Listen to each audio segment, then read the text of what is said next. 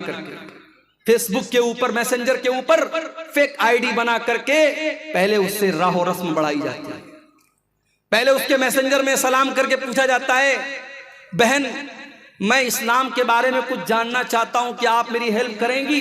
ये बेचारी लड़की जिसने इस्लाम के बारे में कुछ पढ़ा भी नहीं, कुछ जाना भी नहीं, इसको लगा कि ये गैर मुस्लिम मुझसे इस्लाम के बारे में पूछ रहा है, ये फटाफट इस्लाम की तबलीग करने लगती है, उसको इस्लाम के बारे में बताने लगती है, ये बहुत बड़ी मुबल्लिगा बन जाती है।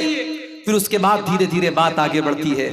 फिर सामने वाला कहता है, आप बड़ी अच्छी बातें करती हैं, क्या आपका व्हाट्सएप नंबर मिल सकता है, आपका मोबाइल नंबर मिल सकता है? फिर धीरे धीरे वो व्हाट्सएप नंबर लेता है, फिर तस्वीर मांगता है, फिर कॉल पर बातें करता है, फिर कभी चेहरे की तारीफ करता है, फिर कभी आवाज की तारीफ करता है, फिर धीरे धीरे मिलने पर उकसाता है। जब मिलता है तो फिर बदकारी और ज़नाकारी पर उकसाता है, और जब एक बार ज़नाकारी और बदकारी कर लेता है, उसका वीडियो बनाता है, उसको ब्लैकमेल करता है, और उस लड़की को जब तक पूरी तरीके से अपने जाल में न फंसा ले और उसकी इज्जत को खराब न कर दे, उसको मुर्तद न बना दे, तब तक उसको नहीं छोड़ता है। आप यकीन करेंगे मेरे भाई, ऐसे भी केस आए हैं।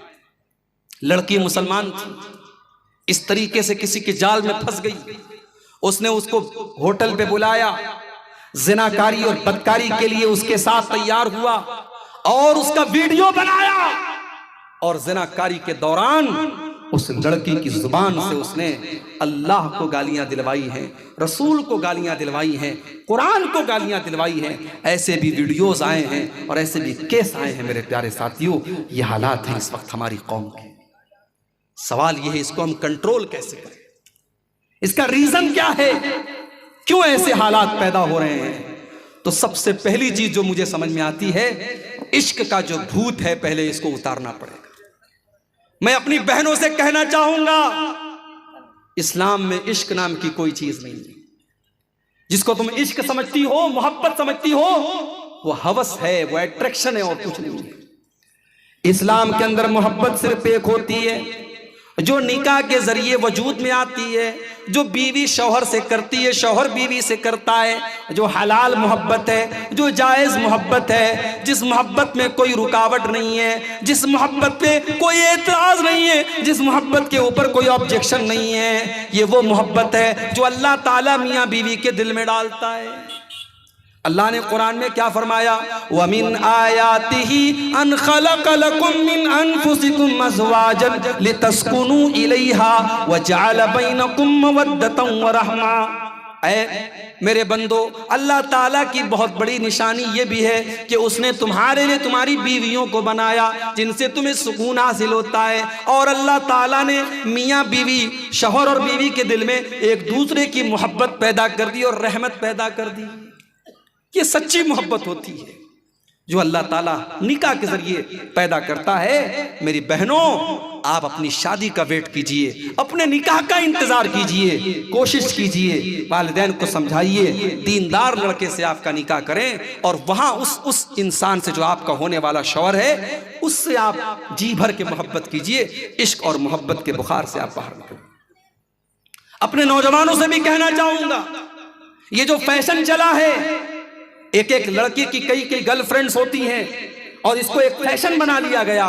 मेरे भाई, ये ज़नाकारी का रास्ता है, ये बदकारी का रास्ता है। हो सकता है तुम्हें इस बात पर यकीन हो कि नहीं मौलवी साहब, हम तो सिर्फ बात करते हैं, एंजॉय करते हैं, उससे आगे कुछ नहीं करते। इस बात की कोई गारंटी नहीं है, इस बात की कोई गारंटी नहीं है कि जिस लड़की से आप आज मोबाइल पर बात करते हैं, कल आप उससे मिलेंगे नहीं। और इस बात की कोई गारंटी नहीं है कि कल आप जब उससे मिलेंगे तो हर हद पार नहीं कर जाएंगे। इस बात की कोई गारंटी नहीं है। अल्लाह के नबी कहते हैं, जब एक मर्द और एक औरत अकेले में होते हैं तो तीसरा वहां शैतान होता है। चाहे वो मर्द अपने दौर का सबसे बड़ा आलिम हो, वो लड़की अपने दौर की सबसे बड़ी मुत्तकी लड़की हो, अगर एक मर्द और एक औरत अकेले में हैं तो तीसरा शैतान है। व्हाट्सएप पर आप किसी लड़की से चैटिंग कर रहे हैं, वहां भी तीसरा शैतान है। फेसबुक के मैसेंजर पर आप किसी औरत से बात कर रहे हैं, वहां पर भी तीसरा शैतान है। मेरी बहनों, कोई भाई भाई नहीं होता।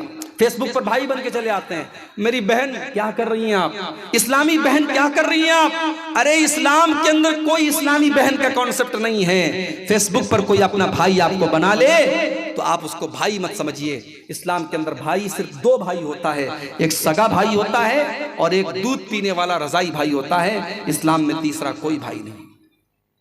अरे इस्लाम तो वो मजहब है जो खाला की लड़की, मामू की लड़की, चाचा की लड़की, फूफी की लड़की, इनको भी इस्लाम ये कहता है तुम्हारी बहन नहीं है और तुम इनके भाई नहीं हो। मामू की लड़की से शादी हो सकती है, खाला की लड़की से शादी हो सकती है, फूफी की लड़की से शादी हो सकती है। ये सब गैर महरम है तुम्हारे लिए। इसलिए अपनी लड़कियों को जब वो जवान हो जाएं उनको समझाओ कि देखो, खाला के लड़के से ज्यादा फ्रैंक मत होना, मामू के लड़के से ज्यादा फ्रैंक मत होना, चाचा के लड़के से ज्यादा हंसी मजाक मत करना। तुम जवान हो चुकी हो, उससे पर्दा करना है तुम्हें, वो तुम्हारे लिए गैर महरम है। ये तालीम अपनी कौम की बेटियों को दो मेरे भाइयों। इस्लाम बड़ा सख्त है इस मामले में। आज अफसोस होता है कितने घरों में ज्वाइंट फैमिली सिस्टम है, भाभी उसी कमरे में रहती है, देवर आता है अकेले में भाभी के साथ हंसी मजाक करता है। और हमारे इंडिया में एक कॉन्सेप्ट है कि साहब भाभी जो है वो माँ के समान होती है। ये इस्लाम का कल्चर नहीं है कि भाभी माँ के समान होती है। इस्लाम का कॉन्सेप्ट ये है कि देवर और जेठ अपनी भाभी के लिए मौत है। अगर आपके घर में ज्वाइंट फैमिली सिस्टम भी है तो ऐसा माहौल पैदा कीजिए, मेरी बहनों, मेरी माओ, अगर आप किसी की भाभी हैं और आपका कोई देवर है और देवर जवान है तो एक लिमिट रखिए, बीच में एक लिमिट रखिए, उसको क्रॉस मत करने दीजिए। अपने देवर को हंसी मजाक की एक सीमा बनाइए, बातचीत की एक हद बनाइए, उसको अपने कमरे में अकेले में एंट्री करने मत दीजिए। उसको समझा दीजिए, बता दीजिए कि तू मेरे लिए गैर महरम है, तेरा मुझसे इस तरीके से बात करना मुनासिब नहीं। आज कितनी भाभियां हैं देवर के सामने जैसे तैसे कपड़ा पहन के बैठी हैं। अरे इस्लाम तो वो दीन है, अपने सगे बेटे के सामने भी मां को इस बात की इजाजत नहीं है कि अपना दुपट्टा जैसे चाहे वैसे रख ले। अपनी भाई के सामने बहन को इजाजत नहीं है कि बगैर दुपट्टे के रहे। अल्लाह ने कुरान में अपने महरम रिश्तेदारों के सामने भी दुपट्टा रखने का हुक्म दिया। अल्लाह ने फरमाया वला यज़रिबन बिअरजुलिहिन्ना लियुलम मा युख्फीना मिन ज़ीनतिहिन्ना। ऐ मुसलमान औरतों, वल यज़रिबन बिखुमुरिहिन्ना ला जुयूबिहिन्ना, अपने बेटे के सामने, अपने बाप के सामने, अपने ससुर के सामने, अपने भाई के सामने, अपने भांजे के सामने, अपने भतीजे के सामने भी अपना दुपट्टा हमेशा अपने सीने पर रखा करो।